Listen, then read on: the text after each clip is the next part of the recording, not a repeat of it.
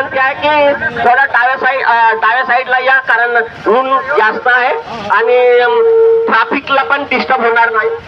आपली सगळी म्हणजे शांतीची रॅली आहे.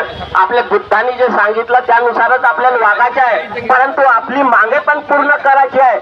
समजा नाही देत तर आपण त्याच्या दुसऱ्या तरीकेने आपण मागे मागे आपण पूर्ण करवून घेऊ.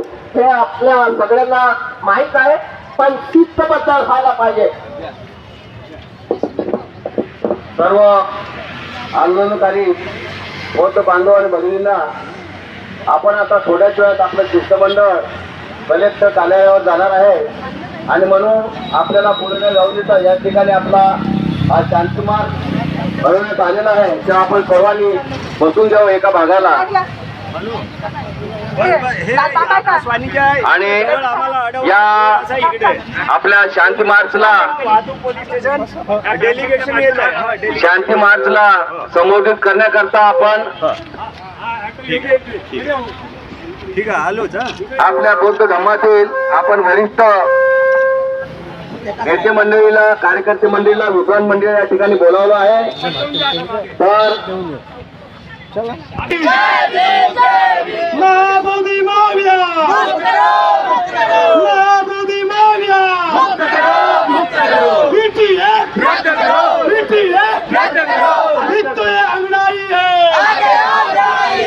अभी तो ये अंगड़ाई है,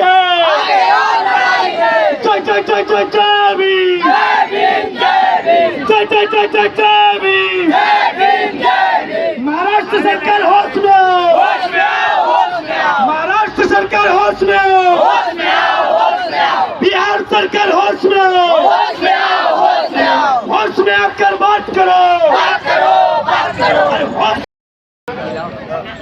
आता या ठिकाणी आपण आपल्याला माहित आहे की आपण गेल्या 1 जुलैपासून आपण हा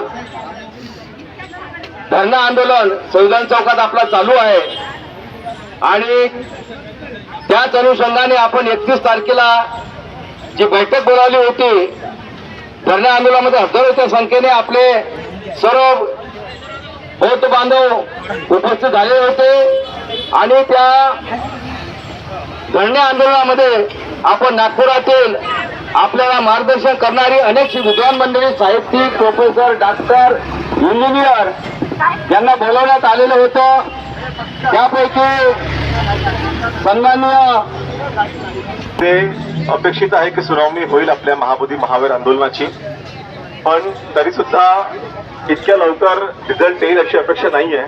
तर आपण आज त्या निमित्ताने एक मार्च इथे आयोजित केलेला आहे आणि मी तुम्हाला सांगू इच्छितो की महाबोधी महावीराचं हे आंदोलन गेल्या 3 महिन्यापासून कंटिन्यू सुरू आहे, गेल्या 6 महिन्यापासून कंटिन्यू सुरू आहे आणि नागपूरसह फक्त नागपूरच नाही तर कर्नाटकला, आंध्रला, तेलंगणाला, लद्दाखला, अरुणाचलला, संपूर्ण भारतभरात हे आंदोलन गेलेलं आहे.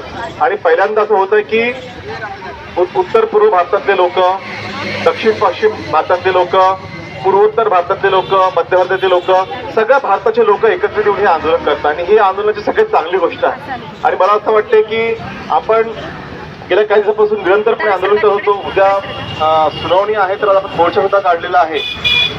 ज्या पद्धतीने अनेकदा हा विषय निघतो की प्रत्येक धर्मियांना त्यांचं श्रद्धास्थान आहे, तसंच बौद्धांना का नाही, आणि त्यासाठीच आपण आज इथे चाललेलो आहोत.